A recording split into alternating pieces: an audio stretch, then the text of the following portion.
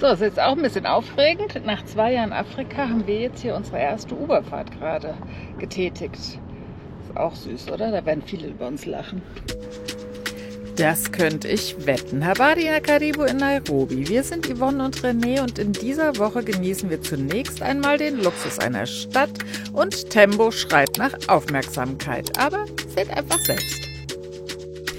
Wir sind im Stadtbezirk Karen, benannt nach der dänischen Schriftstellerin Karen Blixen, deren Memoiren unter dem Namen Out of Africa weltberühmt wurden. Kannst du noch mal kurz berichten, wo wir jetzt hier eigentlich gelandet sind? Wir sind jetzt, das waren wir schon mal in der Nähe von Kapstadt, glaube ich, auf einem Farmers Market. Hier gibt es alles Mögliche und halt auch ganz viel Essen und Trinken und lokale, traditionelle Sachen. Essen und Trinken, da werde ich mich drauf spezialisieren heute.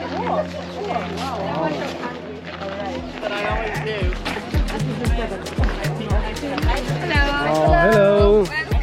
It's 861 138. And in the fridge, how long could It can stay for 3 months. Madrid? Yeah, Madrid. Obwohl wir das Leben abseits großer Städte inmitten der Natur genießen, tauchen wir auch unheimlich gerne in die städtischen Strukturen ein und wir genießen den Luxus einer Auswahl von leckeren, selbstgemachten Dingen und dem Leben, das hier pulsiert. Denn so ein Farmers Market ist Treffpunkt sowohl für Touristen, aber hauptsächlich für die Locals eine regelmäßige, schöne und sehr geschmackvolle Abwechslung.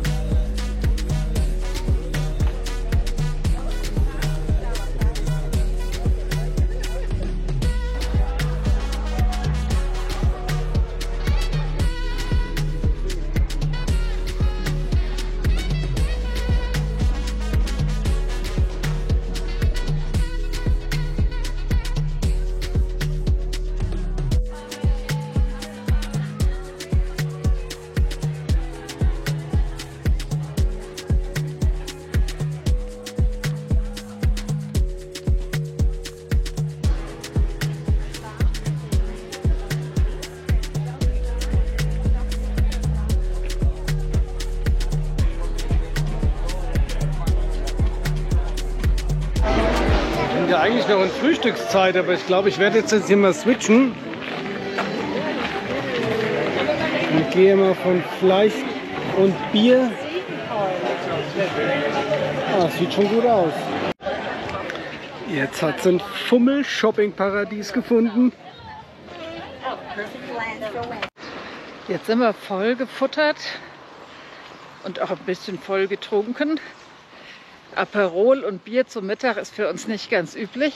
Aber super. War fein.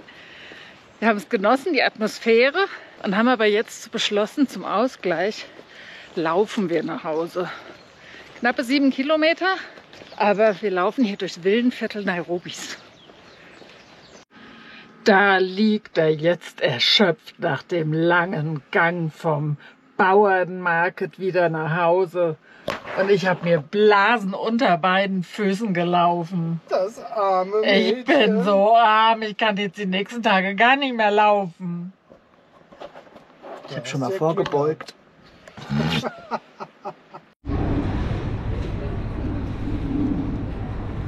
So, jetzt haben wir erst ein bisschen was eingekauft, Rucksack ist voll und jetzt gehen wir mal zurück was schnabulieren.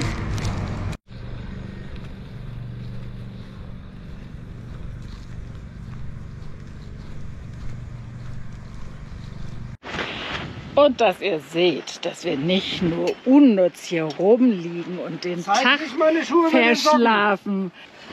Hier werden schön die Schraubenschlüssel gewetzt. Ich habe mal wieder mein Eingangslager vom Differential hinten etwas justiert. Es ist Montagmorgen. Was macht man Montagmorgen? Gegebenenfalls, man fährt in die Werkstatt. Wir machen das auch. Wir sind ja extra deswegen länger in Nairobi geblieben, weil René vorne was an den, oh, ich sage wieder bestimmt das Falsche, an den Ventilen einstellen lassen möchte. Und dass hier in Nairobi einfach eine gute Adresse dafür ist. Und deswegen müssen wir uns jetzt hier bereit machen. Wir werden die nächste Nacht in der Werkstatt hier verbringen. Extrem sexy bestimmt, aber wat mut, dat mut.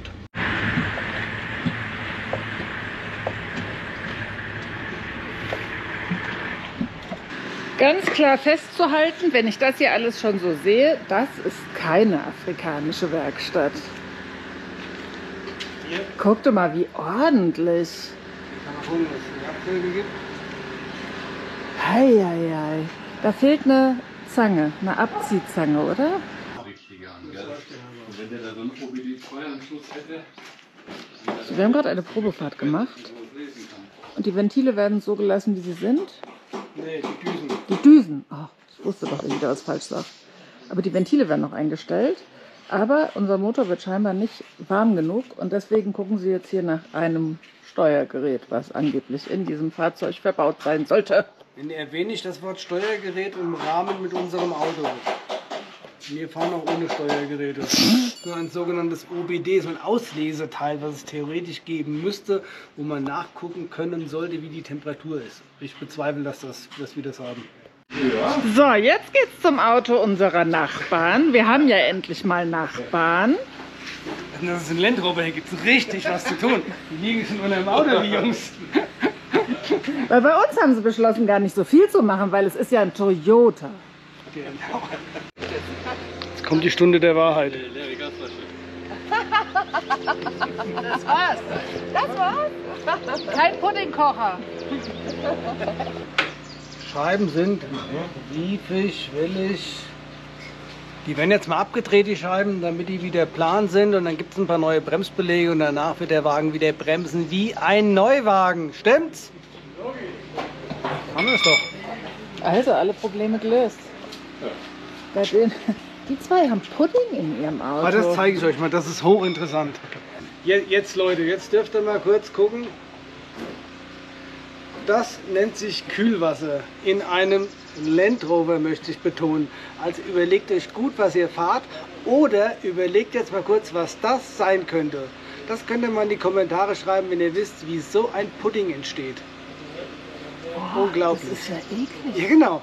Das müsste Das ist ja normalerweise wirklich aber das sieht normales lecker Wasser aus, sein. aber das ist Schokoladenpudding. Jetzt mal probieren. Nein, danke. Jetzt gibt es mal einen kleinen Zwischenbericht aus der Jungle Junction in Nairobi. Wir sitzen hier ohne Autos und warten auf unsere Autos. Eigentlich war ja der Plan, dass ich hier in der Werkstatt wollte ich mal meine Einspritzdüsen prüfen lassen und das Ventilspiel einstellen. Weil dazu braucht man so die Unterlegscheiben und die habe ich nicht, deswegen kann ich das nicht selber machen. Wir haben uns jetzt entschieden, die Einspritzdüsen nicht zu machen, weil eigentlich alles Taco ist und bewährtes System, never touch a running system, also lassen wir das bleiben. Ventile will ich trotzdem eingestellt haben und jetzt haben wir uns aber noch mal entschlossen, hier auch unsere Bremsen mal runter machen zu lassen, weil unsere Bremsleistung ist tatsächlich erbärmlich. Jetzt haben wir hier mal die Bremsen abgefuddelt und jetzt kamen wir auch zu dem Schluss, dass die Belege verglast sind. Wir lassen jetzt die Bremsscheiben einmal abdrehen. Hier ist schon die erste Bremsscheibe draußen. Die lassen wir jetzt mal abdrehen, weil die sind relativ riefig und wellig. Und dann gibt es einen Satz neue Belege dazu. Das wäre hier für die Vorderachse. So sieht das hier aus. Hier ist dummerweise, was eigentlich ein bisschen unschön ist bei Toyota, dass quasi die Radlager, die sitzen in dem Bremsscheibenkorpus mit drinnen. Also das heißt, man muss die Radlager rausmachen und auf die Radlager einstellen. Hier hinten unsere hintere Bremse. Da sind die Belege auch nicht mehr der wirkliche Reißer. Die sind auch recht riefig und die werden wir jetzt auch gleich mit austauschen. Ist halt ein bisschen viel Schlammfahrerei, da hast du relativ viel schlammige Soße auch in den Bremsen drin stehen und das schmirgelt sich natürlich überall auch so ein bisschen rum. So, hier neben mir ist Lars mit seinem Defender. Der hat die richtigen Sorgen. Das haben wir euch ja, glaube ich, vorhin schon mal gezeigt. Der hat ja dieses leckere im Kühlwasser, diesen sogenannten Kühlwasserpudding. Das begeistert mich schon ein bisschen. Also Lars ist weniger begeistert als ich, weil man nicht genau weiß, wo das Ding herkommt. Das ist die Theorie, da vorne sitzt so ein Ölkühler, dass der eventuell einen Defekt hat und dort Wasser mit Öl dann vermischt und dass das dazu führt, dass das so aussieht. Dazu muss man hier nur relativ viel, das wohnt hier drüben da unten drunter, da muss man relativ viel wegbauen. Ist auch irgendwie so ein hässliches Ding. Weil ist mir die Gefahr, wenn man viel wegbaut, dass auch dabei viel kaputt geht. Die ganze Zeit sind sie so gefahren, dass sie regelmäßig einfach das Kühlwasser getauscht haben und wieder gespült haben. Dann ist das immer so 2.000, 3.000 Kilometer, ist das gut und danach ist wieder hier die Puddingpampe da. Puddingpampe ist aber scheinbar nicht im Kühler selber und damit ist die Kühlleistung weiterhin gegeben, also könnte man sich auch überlegen, ob man es so weiter laufen lässt und ich glaube, das ist so ein bisschen die Tendenz von den Zweien. Jetzt zeige ich euch mal, was diese wunderbare Abgasrückführung am HZJ produziert.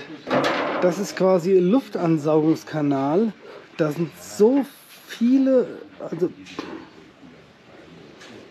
da werden im Prinzip Abgase zurückgeführt in die Luftansaugung, damit er nach hinten nicht so viel rausstinkt.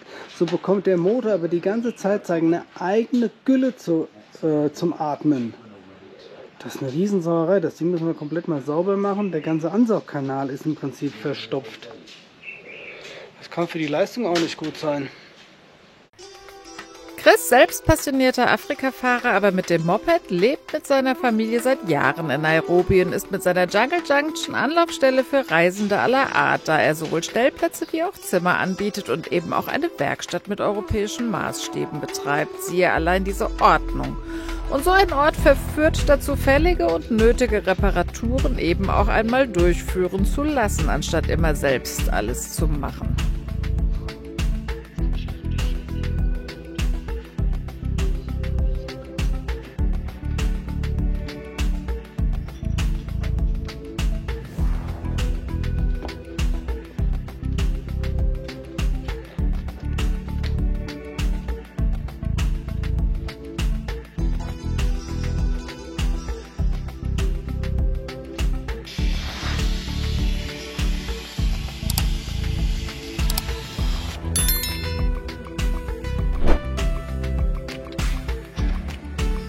So, guck da mal an. Das So. ist ein Chimp zur Einstellung des Ventilspiels. Diese müssen immer mal nachgemessen bzw. getauscht werden, um ein korrektes Ventilspiel zu haben, was für das saubere Laufen des Motors ausschlaggebend ist. Wir haben nette... Ja, weil wir so nette Nachbarn haben, wollte ich gerade sagen. Die lassen uns nicht alleine in der Garage übernachten. Die haben sich überlegt, auch noch einen Tag länger zu bleiben und deswegen leisten sie uns jetzt hier Gesellschaft. Wir sind auch geschützt unter dem Dach. Das nennt man Solidarität. Ja, das finde ich auch. Aber ich hoffe, ich muss keinen Abschlag zahlen oder Zuschlag. Sind wir doch mal ehrlich, doch nichts Schöneres als einen gemütlichen Abend in der Werkstatt, oder? Wir werden morgen Kopfschmerzen haben, weil die ganzen giftigen Dämpfe uns in den Kopf geblasen sind. Frisches Dieselparfum, alles ist gut. Also, gute Nacht. Einen schönen guten Morgen aus der Garagen-WG. Es ist gerade mal 8 Uhr. In einer Stunde wird die Werkstatt eigentlich offiziell erst eröffnet. Und was ist? Die Männer sind schon wieder über ihren Motor. Wir sind glücklich. Und sie haben eben schon davon geträumt, dass sie eigentlich die ganze Nacht hätten durchschrauben können unter solchen Bedingungen. Ich war ja froh, dass wir schlafen konnten. Es hat so geregnet und über diesem Wellblechdach, es war so laut, dass wir eigentlich, also ich habe mit Oropax geschlafen. Mein Mann natürlich wie immer sehr gut und er hat schon wieder schwarze Finger. Selig in der Werkstatt geschlummert. Sein Traum, sein immer wieder währender heimlicher Traum. Er möchte gerne genau mal... meine Wohneinheit. Hier rechts und links so ein Container. In der Mitte so schön überdachtes Ding. Hier passen die ganzen Karren drunter. Und rechts und links kann man wohnen in den Containern. Das ist Wunderbar. tipptopp. Ein Traum. Ihr merkt doch, wir sind uns da schon einig. Ja, ja, Sie siehst voll. das auch Traum und sie kann sich später nicht beschweren, wenn wir das umsetzen.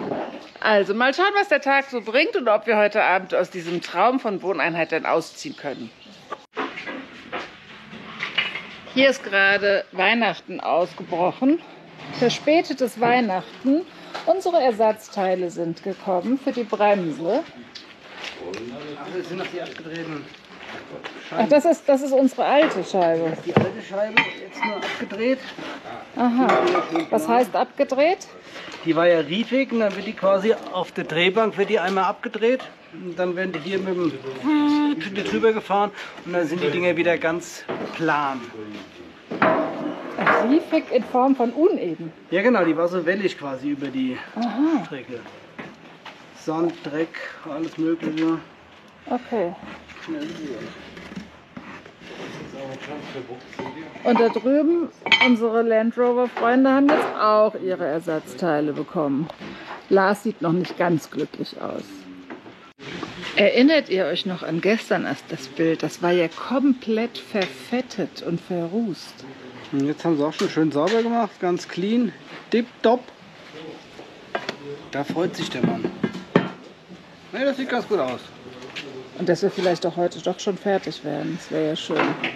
Hier Bremsen haben wir jetzt alle Teile, die können zusammen gemacht werden. Jetzt warten wir nur noch auf die Chims, diese Einstellscheiben, die wir brauchen, um die Ventile und das Ventilspiel einzustellen. Achso, die sind noch nicht da. Ne, ich glaube, die sind noch nicht da.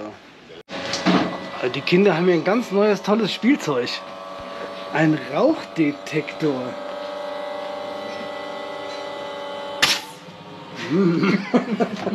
Was hast du jetzt davon? Das ist nicht schon geil. So, jetzt hat nur noch das Rauch rauskommt. Schon gesagt, wie früher bei der Modelleisenbahn.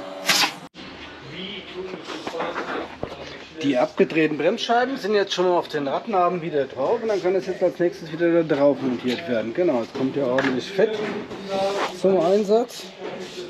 Und dann können die Lager wieder eingebaut werden. So, mal wieder kurze Fortschrittsmeldung. Zack, Bremse rechts. Ist schon mal wieder drauf, Radnabe drauf, Lager drin. Jetzt muss nur noch das Lagerspiel eingestellt werden. Er möchte arbeiten. Okay, we'll let you work. So, und jetzt kannst du.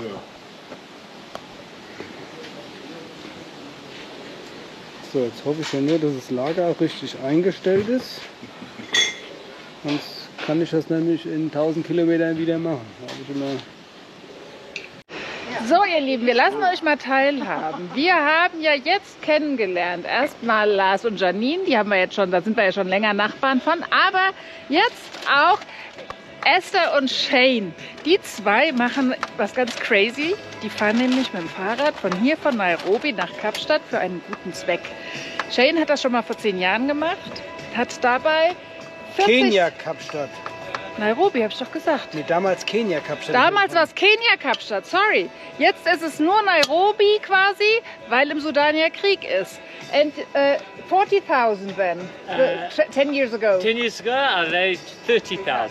30.000 And this year, I'm going for 60. will er 60.000. Inflation. Und das sammeln sie für benachteiligte Personen, hauptsächlich Kinder, aber auch Erwachsene.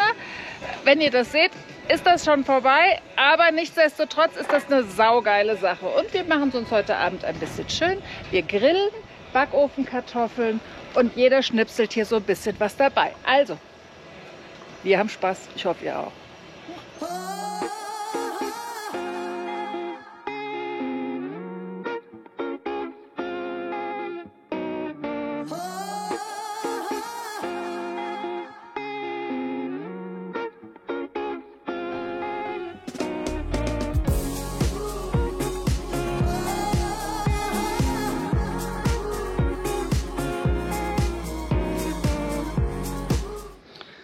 Hatten jetzt wieder einen sehr schönen Abend mit Esther, Shane, Lars und Janine.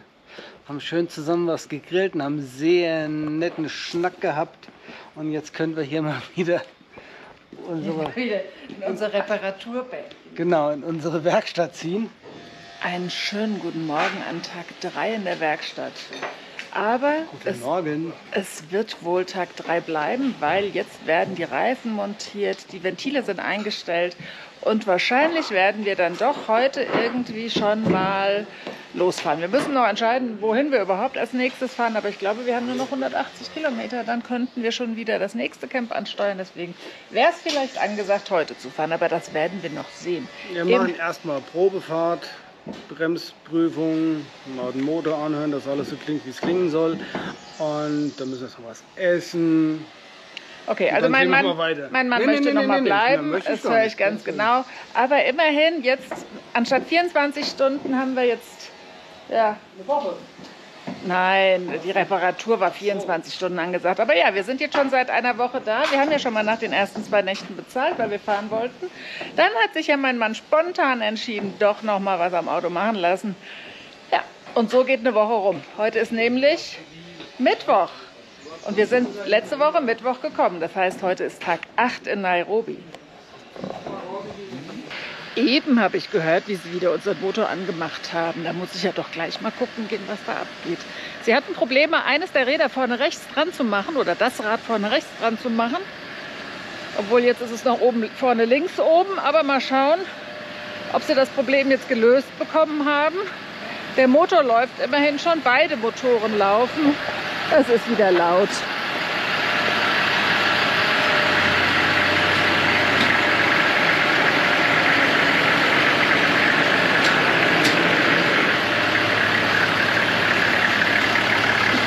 Und ist das Rad, was das nicht will? Ja, Oder das andere? Nee, das war's. Also wir haben jetzt die Narbe wieder um 180 Grad gedreht und damit hat es dann gepasst. Das Rad wollte nicht über die Narbe flutschen. Na dann. Makina läuft, sind sauber. Klingt wie vorher. Genau. Also, jetzt steht unser Schätzchen an der Stelle, wo wir vor einer Woche angefangen haben. René hat jetzt eben eine Abschlussfahrt gemacht und sein Resümee bezüglich der Bremse ist: Geht genauso beschissen wie vorher. Jetzt können wir uns noch schön reden, dass die neuen Belege und bla bla bla sich noch ein bisschen einfahren müssen. Aber ja, wir haben jetzt erstmal das gemacht, was man machen kann. Erstmal Belege und Scheiben und sowas. Hat nicht geschadet, das zu tun. Aber schweres Auto, erbärmliche Bremsleistung. Tja, Vielleicht müssen wir einfach damit leben. müssen wir auch. Haben wir uns ja vorher auch, haben wir ja auch gemacht. Also, Es ist ein bisschen wie früher Hanomag fahren. ja, habe ich auch schon gesagt heute. Der Hanomag, der irgendwie einen Bremsweg von 100 Metern hatte oder sowas, wenn es überhaupt hinkam. Sagen 100 Meter. Naja, gut, okay. Dann heißt es weiter vorsichtig fahren, was man ja eh tun sollte. Aber immerhin sind wir jetzt fertig. Unser Auto steht nicht mehr in der Garage und wir können morgen dann endlich losfahren. Im Gegensatz zu den armen 2 Schweinen, die nämlich neuen Schaden an ihrem Auto produziert bekommen haben. Da ist nämlich eine Gewindeschraube abgerissen worden im Motor gestern. Das haben sie verheimlicht, haben alles wieder zusammengebaut. Jetzt muss das gemacht werden. Lars hat es entdeckt und jetzt lassen sie das machen. Das heißt, wieder für die 2 fröhliche 2 Nächte hier. Und die Stimmung ist super. Diesen Esprit, genau, Hoho. versprühen sie gerade. So, eine Woche hier in Jungle Junction, Nairobi. Jetzt müssen wir uns hier mal verabschieden. Die Karren sind repariert. Selbst von Janine und Lars ist Auto fast fertig. Das ist ganz schön schwer, das Leben als Schauspieler. Aber wir hatten eine sehr schöne Zeit. So, genau. Vielen Dank, euch noch einen guten Weg. Und euch auch. Gute Fahrzeugpflege, kein Pudding mehr im Motor. Und jetzt geht's bei uns los. Da kommt nochmal Shane, unser Bicycler.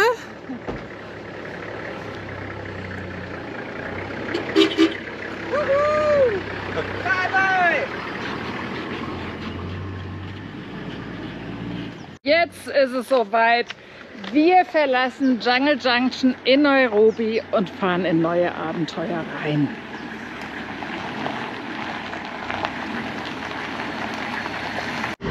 Der will noch ein bisschen trainieren. Man muss dazu sagen, Shane. Bye bye! Good luck! And lose your belly! Shane und Esther, die haben beide ungefähr extra 10 Kilo zu Hause zugenommen, damit sie einfach Puffer haben zum Abnehmen bei ihrer Fahrradtour jetzt. Weil die brauchen ungefähr 10.000 Kalorien am Tag und die muss man ja erstmal zu sich nehmen können, das schaffen die gar nicht. Der ist ja schon mal Kairo, Kapstadt geradelt und da hat er 20 Kilo in 100 Tagen, glaube ich, abgenommen. Da war er nur noch Haut und Knochen. Jede Vene hat rausgeguckt, jede Sehne hat rausgeguckt. Gesund ist es nicht, was sie da machen. Aber sie machen es für einen guten Zweck. Das muss man ja ganz klar sagen. Für Waisenkinder und benachteiligte Kinder in Südafrika, was das Geld geht direkt an eine Gastmutter dort, die das organisiert und die einfach direkt für die Kinder dort die Versorgung gewährleistet. Jetzt geht es wirklich los. Wir verlassen Nairobi. Wir haben eben noch mal ein bisschen Großeinkauf gemacht. jetzt fahren wir über Schleichwege hintenrum raus aus Nairobi und fahren erstmal unten Richtung, nicht nur Tsavo, sondern davor noch an den Amboseli. Fahren an ihm vorbei und dann fahren wir durch den Tsavo. Mal gucken, ob wir vielleicht auch noch mal einen Tag reinfahren. Das müssen wir uns dann noch mal überlegen. Ich erhoffe ja von Amboseli, also Nationalpark Amboseli, der grenzt an Tansania an, und dass ich von da aus den ersten Blick auf den Kilimanjaro erhaschen kann. Da bin ich ja so ein bisschen geil drauf, so mal auf den Kili zu gucken. Ich hoffe dann, dass der irgendwie auch seine schneebedeckte Spitze freigibt und die nicht in Wolken verhangen vor mir liegt.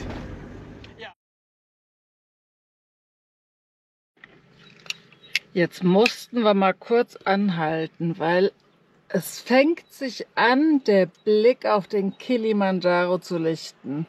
Wir haben unseren nächsten riesengroßen Meilenstein emotionaler Art. Sind wir am Erreichen. Es ist auch schon wieder viel wärmer geworden. Wir sind ungefähr 800 Meter, Höhenmeter wieder nach unten gegangen. Da draußen brutzelt die Sonne und wir sehen ihn noch nicht. Wir sehen die Wolken des Kilimanjaro. Genau, wir sehen die Wolken des Kilimanjaro. Gefühlt ist das trotzdem schon toll für uns. Wir sind keine 40 Kilometer mehr entfernt von ihm. Der liegt ja selbst in Tansania.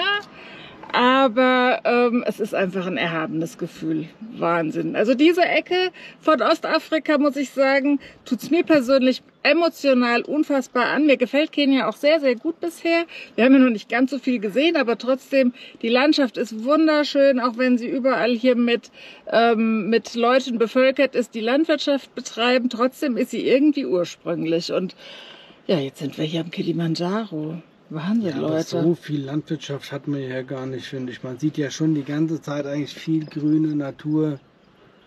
Die klassischen afrikanischen Akazien. Man sieht die Akazien, diese Schirmakazien, das ist traumhaft. Aber die grüne Natur ist halt Landwirtschaft. Das verraten wir ihm noch nicht. Er guckt ein bisschen auf die Straße. Ich muss mich ja konzentrieren. Weil hier sind so viele Potholes, so viele Löcher in der Straße. Aber ja, es ist schon viel Landwirtschaft. Aber lassen wir das Thema sein. Es ist einfach Fakt, wir sind am Kili. Wie es hier dann weitergeht, das zeigen wir euch dann in der nächsten Woche wieder. Der magische Berg rückt einfach immer näher. Wir danken euch für euer Interesse und sollten wir jetzt nicht mehr so fleißig auf eure Kommentare antworten, so entschuldigt dies. Wir sind endlich wieder unterwegs, um noch mehr traumhafte Bilder auch für euch einzufangen. Wenn euch das gefällt, was ihr hier seht, dann empfehlt uns gerne weiter, lasst ein Abo da und Kommentare, denn dies hilft unserem Kanal beim Wachstum. Und wenn ihr unsere Arbeit mit den Filmen unterstützen möchtet, findet ihr den Link unter der Videobeschreibung. Wir sagen einfach nur Danke, versucht das Leben zu genießen und bis zum nächsten Sonntag.